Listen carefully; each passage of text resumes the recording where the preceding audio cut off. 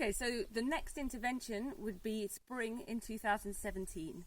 And we did these interventions regularly in spring, April, and in autumn to coincide with the rainy parts of the year.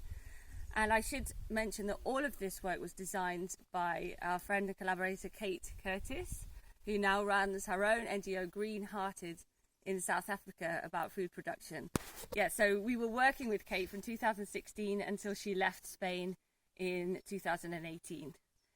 In this area then, in spring 2017, we came back. We had little paths in between the planted areas. We were very careful not to compact the soil in the places that we've been working. You can still see the remains of some of the paths, but they were very defined paths, and we would only walk on the path, and we were planting in the bumps that we'd made.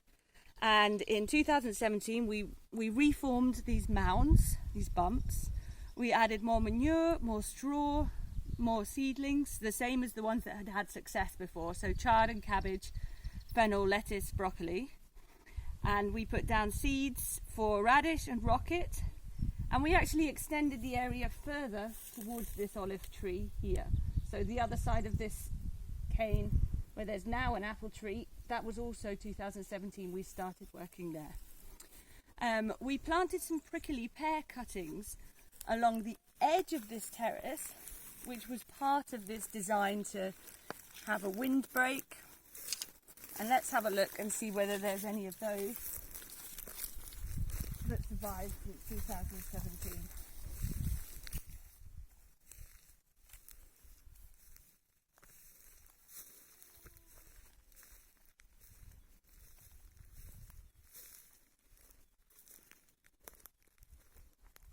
I thought there was one. I thought we were going to find one. So it's interesting that prickly pear is one of the things which was very controversial because it can be invasive, but it hasn't been invasive here. If we have a look here, we've got one of these leaves left, but they get too wet and they rot in the winter.